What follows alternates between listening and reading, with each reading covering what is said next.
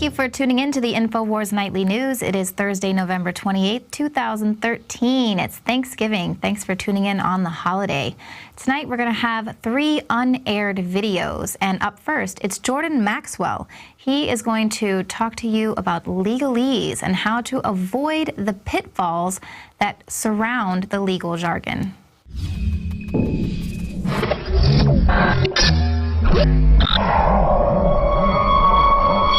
I'm Jordan Maxwell.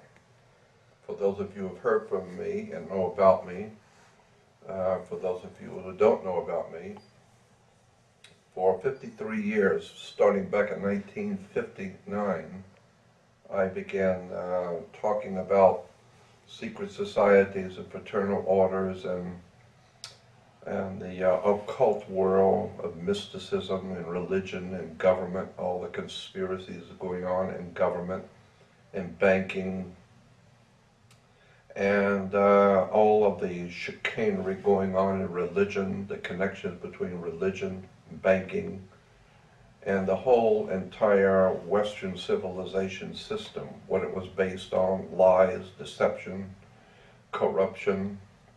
So I've been doing this, talking publicly for the last 53 years about this horrible mess that the world was in and was going to get worse. Well, now at 2013, it's gotten worse.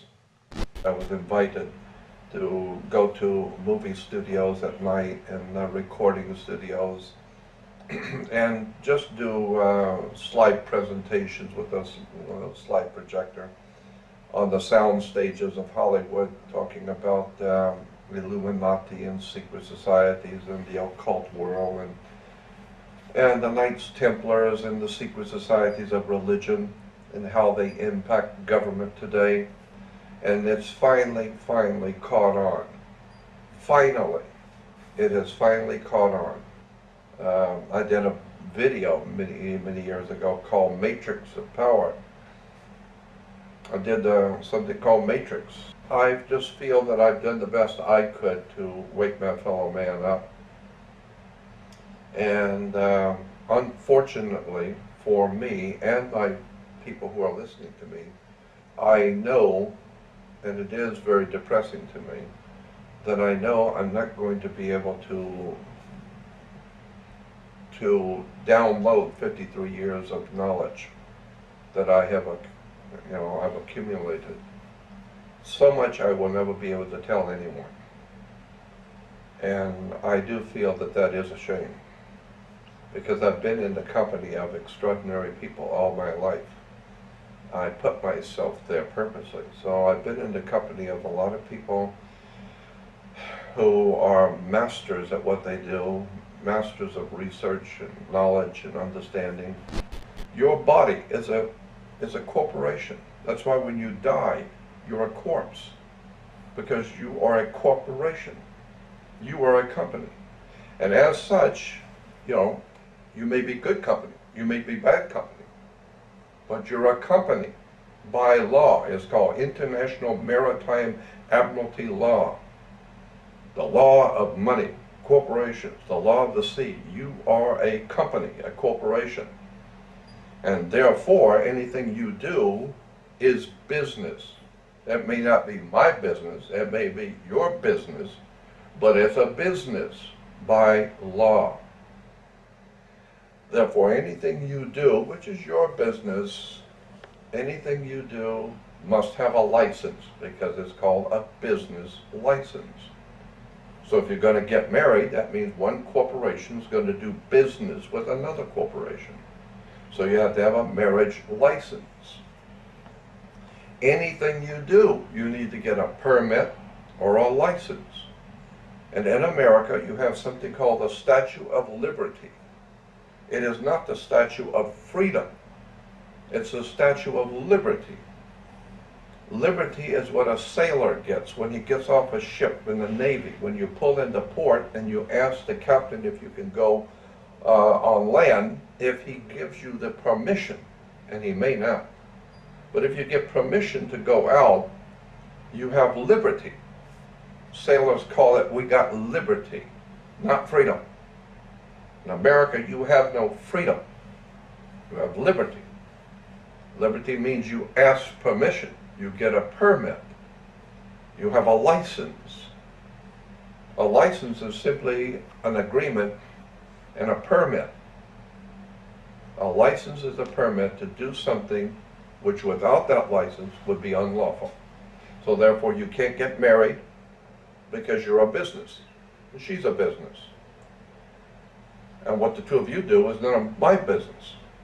But the point you need to understand is that you are a corporation. Your body is being bought and sold on the New York Stock Exchange every day, and you have no idea in the world how the world really works. So people talk about having to go to court. They talk about how the government does this and the government did that. And people get scared to death because they got to go to court, which you should be scared of court. But why do people go to court? Because you play basketball on a court. You play tennis on a court. Wake up. I've been talking about this stuff for 53 years, but nobody seems to listen to it very much anymore. The reason why you go to court is a game. It's like tennis.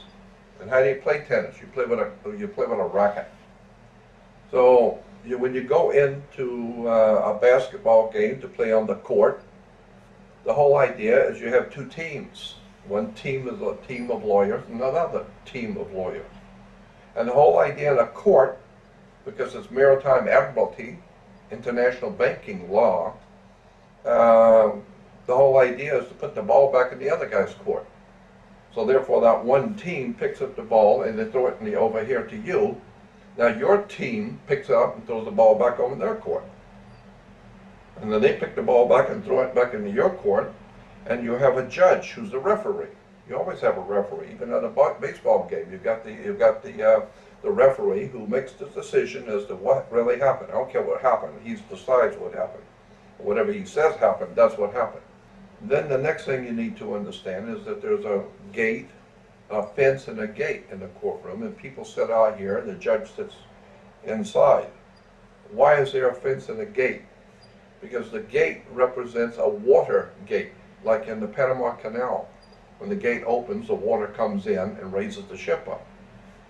So therefore, when you were called and you put your hand on the gate, you are opening up the floodgate under maritime admiralty law. But happily, Americans have no idea about any of this. But once you understand how this really works, and you begin to see how your body is over 70% water, and you are a maritime admiralty water product, and the way this thing is being played is very, very interesting. The words and the terms and the symbols, and your body is a biological battery. We are a biological electrical unit. Therefore, if you walk into the court and they call your name and you open up the water gate, you are now in hot water. And someone's going to have to bail you out. Once you understand that the bank and money runs the world, so the judge rules from a bench. Look up the word bench. It will tell you the word bench is a bank in Latin. Therefore, the judge rules for the bench or the bank. And the judge sits higher up. When you walk in, you'll see the judge sits up here. He's looking down on you, but you're looking up to the bank, the bench. Look it up in the dictionary. When a ship pulls into a harbor, it's got like let's say $8 million worth of Toyotas on the damn ship. It pulls into a harbor. It's got $800 million worth of business on that ship. And it comes in on water. So we say when the ship comes in, it parks at the dock. The ship comes in on water. $800 million worth of banking just came in on ship. This is why I said banking is maritime admiralty, the law of the sea. So therefore, if you're going to do any business, then you need to be part of this corporation. And the World Corporation you have to have you are a citizen on board ship. So you have a citizenship, sportsmanship, scholarship, dealerships, courtship. And anytime you order something from a big company, they're going to ship it to you. Where a ship sits, when you go to the harbor, where a ship sits is called berth. B-E-R-T-H. A ship is sitting in her berth. Therefore, any items that come off of that ship, all ships are she, always. Rocket ship, sailing ship, doesn't matter what kind of ship. If it's a ship, it's she. Under international law, all ships are female. Why? Because she delivers the product. The man manufactures, but the woman delivers the product. So when you have been manufactured and she, your mother, delivers the product, you are a product of two corporations. Maritime Admiralty law, your mother was a corporation, your father's a corporation. Therefore, you are the joint new product of two corporations. Ford Motor Company getting together with Suzuki. That's fine, as long as you get a license, because it's business. And anything that those two companies produce, the one who gave you the license is the boss. Because before that, you couldn't do it at all. But if the corporation gave you the permission to create a new product, fine, but the product belongs to them, not you. What if I told you the government has your baby's DNA? And in some states, that DNA is stored even without your consent. So once you understand that all ships are female, she sits in her berth, and any item taken off of that ship has to have its own certificate of manifest. It's called a certificate of manifest. And each car has to be represented. Does it have 4 doors, 2 doors, air conditioning? What color is it? How heavy is it? What, this and this and that, and all the paperwork has to be correct for each item. So when you're born, it's called a birth certificate. How much did you weigh? What race is it? Did he have 2 eyes? Was it 1 arm? What color was he, etc. Because these are all vital signs for a product. You are a human resource. You're going to be bought and sold by the international banks in New York and London. Your body is a security on the New York Stock Exchange. According to the British and American, there's a book you can get from the American Printing Office or the U.S. Government Printing Office. It's called the Styles book. Styles magazine, the Styles book. U.S. Printing Office Styles Manual. Styles Manual. And in the Styles Manual, published by the United States Government Printing Office, it tells you what the words mean correctly. When you go to court, and you're in a federal court, you're in an international court of any kind, here are the words to use. Because the words you would use on the street don't work in a court. You better know what you're talking about when you're before a judge. You better use the correct term. Because if you use a wrong term, thinking that they will understand, no, now you're going to jail because you said the wrong word. So, a group of people got together back in 1871, before your grandma was born, 1871, and they formed a corporation after the Civil War. In the Civil War, they called their company United States Corporation. It was a municipal corporation. And it was stipulated anybody who worked for the corporation is a member of the corporation. And so today, if you are a U.S. citizen, when you walk in a bank or any place,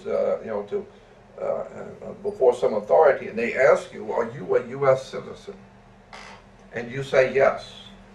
What you think they're asking you is, are you lawfully in America to do business? Are you lawfully here? Are you an alien? All right? And you say, no, I'm lawfully to be here, I'm okay. So then they will say, well, are you a U.S. citizen? And you say, yes. What you think you're saying is that you're saying, yes, I am lawfully in America. That's not Any good attorney will tell you, I'm going to ask you something under oath. Think about what I'm asking you. Because if you answer wrong, you're going to jail. Now my question is, are you, of your own volition, out of your own mouth, testifying in this court that you are a U.S. citizen? And you say, well, I'm lawfully in America. Yeah, no, I don't have any problems here. Sure, I'm a U.S. citizen. That's what I wanted to know. Now you're going to jail. Now you go to prison. Because you're not an American. You don't have American freedom. You don't have the Bill of Rights. You're a U.S. citizen. U.S. is a privately owned corporation. It's a maritime admiralty corporation owned by a handful of men that you don't know anything about. And therefore, when you say that you're a U.S. citizen, that means I am an employee of a foreign corporation under maritime law, and therefore my boss is in Washington, D.C., and I work for him. Oh, well now if you work for him, then you're a U.S. citizen. And according to his policies, not the law of the land, but his policy. His policy is you can't do this and that. It's his policy. And you just broke his policy. So that's why we have police to back up the policy that the politicians who are the masters of the corporation. So the masters of the corporation make the policy and police back it up.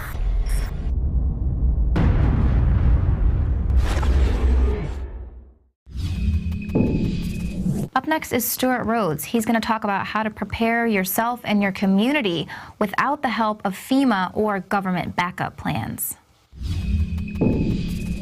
This is Stewart Rhodes, founder of Oath Keepers, with an Infowars Nightly News special report on solutions. I want to take a minute to talk to you about what you need to be doing as an American.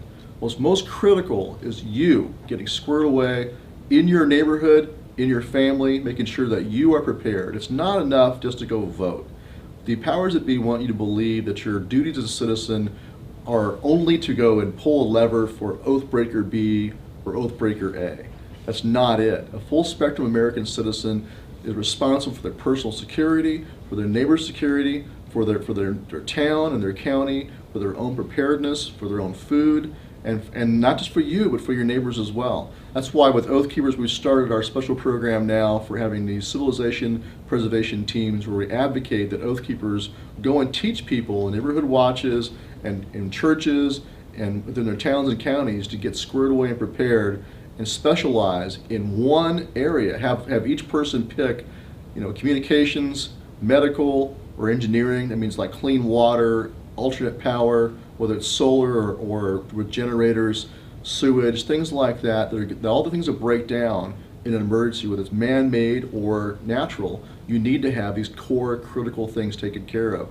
These are things that are difficult to improvise. Either you have medical supplies and knowledge or you don't. Either you have communications gear and the knowledge of how to run them or you don't.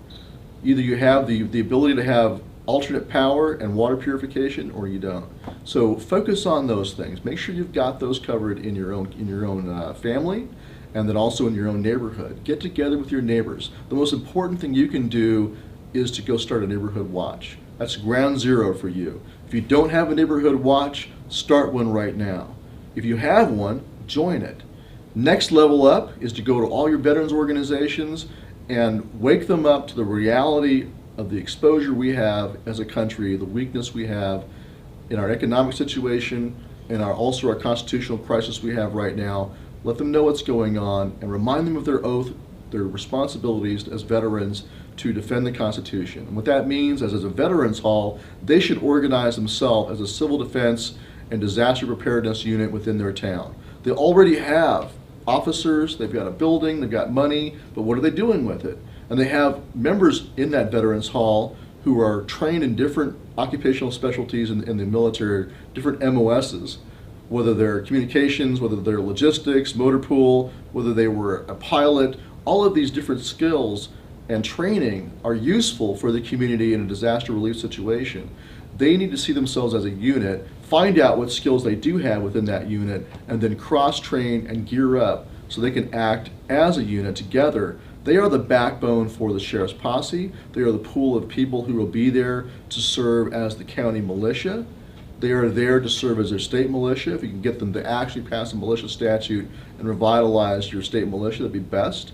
But even as a stopgap, right now, your veterans in those veterans halls have the training that can be used to make sure that your community is prepared and you're not desperate and reliant only on FEMA to come in. FEMA cannot possibly take care of all of you in a nationwide emergency. There's no friggin' way they can do it. And furthermore, you don't want to be vulnerable to what we saw during Katrina, where you had people's rights being violated, all in the name of security, having their guns confiscated. If you are prepared in your community to take care of yourselves, it removes the pretext. It's much more likely that police and military will say no to unconstitutional orders, such as orders to disarm you, if you have things covered, if you have your own community taken care of and you don't need outside help. If you're not desperate, it's much more likely they'll look at that and go, wait a minute, Mr. President, they don't need our help, they don't want our help, so why are you ordering us to go in there and declare martial law or disarm the American people? It's much more likely they'll say no. So that's why it's critical that you remove the pretext by getting as squared away as possible. And we advocate that you kind of use the Special Forces 18 model as a model for how to do this. They've got 2 specialists in each of those critical fields, 2 medics, 2 communications experts, 2 engineers, and then they have security personnel to watch over them. The same thing can be used by you in your neighborhood. You don't have to join Oath Keepers to do this. We will be doing this within our chapters, of course, as a working model, leading by example, but you can do it right now in your own family. Decide who's going to specialize in medical, who's going to specialize in communications, who's going to specialize in power, and who's going to specialize in security. And then work that together, become a team, and then spread that same message to your neighbors and out to your churches the same way, your veterans halls, then your counties and towns. And of course, if you have a volunteer fire department or search and rescue unit, you should join them. If there's a sheriff's posse in your area, you should join that. If you don't have one of those things, start them. Start a search and rescue unit, start a sheriff's posse, and encourage your fellow Americans to go join it. Any of these things you have that are public institutions, make them stronger. So you consider it like 2 pillars going up. On the one side, you have official action or quasi-official, like a volunteer fire department created by the county, or a sheriff's posse under command of the sheriff. Any of these things you do have, reserve deputy programs, go and join them. But at the same time, and of course, encourage your towns and your counties to establish civil defense units, to establish town and county militias, and then ultimately a state militia by statute. Do all those things if you can, but don't put all your eggs in one basket. Also, on the private side, do a neighborhood watch, get your church squared away. Your church should be doing what the Mormon church does, storing food and helping people prepare. If your church is not doing that, they're dropping the ball. Go to your veterans organizations. It's all private actions you can take as a private individual among your fellow Americans in the private column to get prepared. Do that at the same time while you try to get your official, structures of government to do the right thing. And of course, the critical element is a sheriff. If you have a constitutional sheriff in your county that you can back him up with a posse, that's your best solution, your best effort you can focus on right now when it comes to that public column. But don't wait only for that. While you're working on that, start a neighborhood watch. And the best way to do that is throw a block party for your neighborhood and invite everyone in the neighborhood to turn out and have fun together.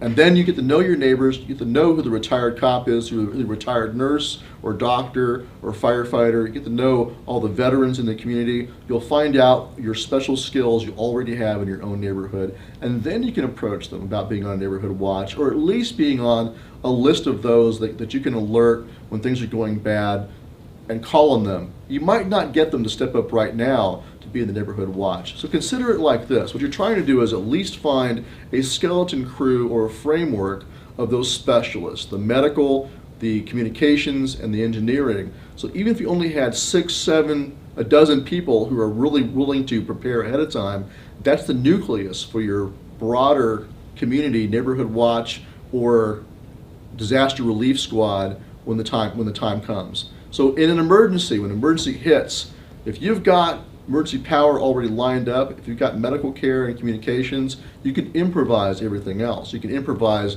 the search and rescue, or improvise the shelter, and improvise the security. That can be improvised, but it's difficult to improvise on the fly, medical or engineering or commo. That's why we focus on those three critical areas. And the other big one that's hard to improvise is food. Either you got food or you don't. It's kind of hard to do that on the fly. So you need to store away food, even just the basics, rice and beans and oatmeal. You can cook with just hot water. Store that aside, not just for you, but also for your neighbors. Have bags of rice and beans in your closet. Consider it a strategic food reserve. Consider it a military necessity, a national security necessity, a community necessity for you to have that. Like a tithing in church, 10% of your food storage should be for your neighbors. And all of you need to understand that you need to do what we used to have. We used to have 3 years worth of grain reserve in this country during the Cold War, because it was obvious and understood that if there was a nuclear exchange, it would take 3 years, potentially, to grow food again. Well, the same could happen now with an economic collapse or any other major catastrophe. You can have a serious interruption in food. It may take you a year or two to be able to grow food again. Imagine if there was an EMP, whether man-made or natural. That could do the same thing. Knock out the power grid, throw us back in the 19th century again for over a year. So you should be storing away, the Mormons are correct, you should store away at least a year's worth of basics, rice and beans, oatmeal, wheat, things that are really cheap and easy to store, and then 3 months worth of your own groceries you use all the time. That's the LDS model. They want you to store away the food you're going to use anyway and cycle through, but also have the basics. But store it for your neighbors too. If your neighbors are desperate and hungry, they're much more likely to submit to tyranny and to turn you in. So make sure that you provide for your neighbors. You can't just be a selfish prepper who says only for me and mine and screw my neighbor. Live the ethic of love your neighbor and prepare to feed them as well. If you do this, if you take the responsibility for your own security and for your neighbor's security and start to grow your own food again and store food for yourselves and take personal responsibility for your security, you will be a strong, resilient people who are not easy to manipulate with fear and disaster. If you don't do this and you continue to be weak and impotent and unable to take care of yourselves, then you'll be vulnerable for the manipulation of the elites. This is Stewart Rhodes with oathkeepers.org. You can find more about the civilization preservation teams by going to oathkeepers.org. We have it right there at the top of our site, all the information you need to know about it to get started. And last up, we have a little comedic relief with Ari Shaffir. Please give a huge round of applause for the very hilarious, the reason we're all here, Mr. Ari Shaffir, ladies and gentlemen. I've been in comedy for almost 15 years, 14 and a half years. I go to Canada a lot. I don't really leave the country that much. I went to Australia about a month ago. That was cool. And I went to Cabo, Mexico, but those don't count. Mexico and Canada don't count. If they say, "Are you opting out?" I was like, "I don't know what that means." And I say, "Do you not want that, or do you want a pat down?" I go, "No, I don't want a pat down, but I'm not doing that thing." So what are my options? Are you just trying to be Larry David? No, I'm just trying to not let them take away these freedoms from me without going down with a little bit of a fight. I see what they're doing. They're just harassing us, and I don't want to just let them do it. There's one joke I have. I asked them to raise your hand if you support the government right now. I think that was the only time I've done it like that. I just figured Austin's kind of a political town, so I bet I just kind of want to get a sense of like how much is it right now? Because sometimes you get a few people clapping, you know. And sometimes you get a lot, like people love the government. I talked to my mom recently about Snowden. I was like, "What do you think of him?" She goes, "Well, I mean, he's a traitor." And I was like, "Huh, why do you say that?" She goes, "Well, he put the country in jeopardy." I'm like, "In what way?" And she was like, "I don't know. He just did. He told them secrets." I'm like, "Who? That they were spying on us?" She's like, "Well, no, it hurts us." And I'm like, "What news story you could have pointed to exactly that justifies that?" And she just sort of buys it. She's just like, I heard on the news. I mean, the idea of having debates would strengthen us, but I don't think having polarizing views helps us at all. I think it's just like, well, you guys break off and do your We're nothing like you. It's like gay people want to be part of the church. It's like, what are you talking about? They don't like you. They don't want you there. Stop trying to get them to accept you. Just do your own thing. Yeah, I think those people that want to love Jesus and all that, and the heartland, and do whatever they want to do, the real conservative people, it's like, go do your own thing. No, it doesn't help us get anywhere. People are like, you got to respect other people's religions. I'm like, why? You're supposed to disrespect their religion. That's what it means to believe in your God. That you don't believe in their God. You think it's silly and stupid. It's cool. You want to smoke weed in your apartment? Do it. If you want to, as a government, say we don't think weed should be legal, it's like, all right, that's fine. But you can't take away my freedom. You can't make me surrender my freedom because I lit up a joint in my bathroom while I'm taking a dump. So I have to not be free for a year after that? I don't understand how that's helping anything. Put heavy taxes on it, something like that if you want to like get rid of it. You can't make it go. It doesn't go away when you make something illegal. It doesn't go away. Just like murder never goes away. Yeah, all the war on drugs, I mean, everybody kind of knows the ways, but everyone still feels like they have to fight it. They still have to feel like, well, we can't just let it go rampant. But it's like, you know what they did in Portugal? They legalized all drugs. They took the exact amount of dollars they were spending on the drug war in Portugal, and they put that exact money into treatment, into drug treatment. So just like alcoholics, some people can drink booze. Most people can. But some people become alcoholics and they can't treat it. We need to help them with treatment. That's what it means to reach out to. We don't have to make it illegal. It doesn't go away when you make it illegal. So same thing with drugs. Most people can. Dude, I know I got told when I was young, if you do coke, you're going to lose your family and your house and your wife and job. But, and it stuck with me. I'm not really a coke guy because of that. I've done it like twice. But I have all these friends who do coke all the time, and they're fine. They're getting ahead. They're doing well. So it's like, it's not gone, and it's not the thing you told us. So for the people who can't handle it, yeah, get treatment. Get education ahead of time. This might be addictive for you. Yeah, well, of course you should use it as a treatment. The problem is now you can't research it because it's illegal to have. So you can't even do the research in order to show that it's good. You can't get any funding. You can't do it publicly. You have to go to another country to do that research. Like small amounts of research have helped, have shown. John Hopkins had a study that showed it like psilocybin relieves stress and depression, and it gives people among the 5 most spiritual moments of their lives. And so it's like, should we not even continue to research it? Well, it's illegal. Just see, maybe we got it wrong. Maybe we lump something in. People are like, oh, mushrooms are drugs. No, they're not. That's not drugs. Meth is drugs. A lot of people do political comedy, and I've almost always seen it done wrong. They lose the idea of being funny. Bill Hicks was completely unfunny when he was doing this political stuff. He completely just ignored the idea of laughs. All the best clips that everybody quotes me, there's 2 laughs in 7 minutes. There's nothing there. Doug Stanhope does it well. Doug Stanhope never forgets that. He'll continue to talk about his point, but he'll make jokes throughout. He doesn't go 30 seconds without a joke. Definitely doesn't go 4 minutes without one. Yeah, Stanhope does it well. This guy Dave Smith in New York is doing it well. Real libertarian comic. But he doesn't, a lot of times comics just, they preach at you. They just do stuff like this, like, well, how could, of course the Fed was built in 1962, what do you think happens?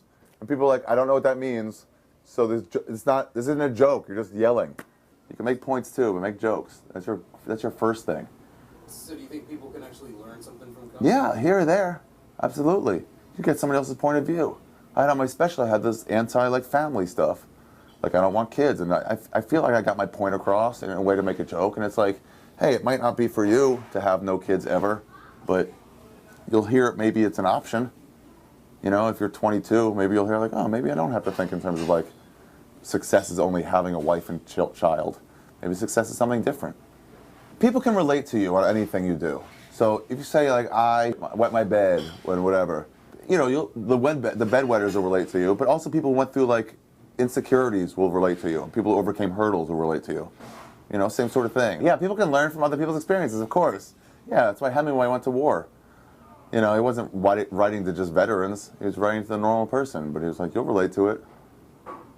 Any kind of art, anything that's out there. So it's constantly, like I told you, I don't know how you can relate to politics, but you can totally. But like when I go anti-children and stuff, the reason people have that idea is like, I have to have a family, is because romantic comedies. Because it always works out, and that's what your ideal is, and you keep trying to strive for that. Because that's in media. That's in entertainment, constantly. Even sitcoms, except for Seinfeld, and even they tried that first year. Larry David had to quit over it. Larry David had to quit Seinfeld. Because he was like, Elaine and Jerry are not supposed to get together. We're not doing that show. And they were like, nah, we just think, you know, that's a natural, that's how shows work. And he goes, no, it's ridiculous. People are going to just be friends. And that's just never shown. And so the more you show it, the more it becomes acceptable to you and your friends. They're like, yeah, it's done. I went on an anonymous march in LA. They had the A Million Mask March. was great. But nobody gets the message, though. Nobody hears it. When you go by people, they look at you and they're like, oh, what's that? Oh, it must be anonymous people. And maybe a couple people go, well, let me look at that, and they find out what it is. But no, everyone just thinks there's someone protesting. Same thing I do when I hear honks, somebody post. I'm like, I don't take it in. I don't think, what's the message? And then you just yell, wake up, wake up. And it's like, yeah, maybe they should, but that ain't going to do it. That ain't going to accomplish what you're doing. And honestly, I don't even know what you're trying to accomplish anyway. Let's say everybody wakes up. Let's say everybody wakes up and they know the government is completely corrupt and it's all just Game of Thrones. It's all the same shit as it's always been. And they know that the Fed controls everything and they've assassinated every president or tried to assassinate every president that's ever questioned the Fed. Then what if we all wake up? We're still powerless. We still can't. By saying I want to change, that's not going to make it change. That's not. There's one way. There's one way to make regime change in any country, and you all know what it is. It's not through voting. It's not through waking up. We all know what it is.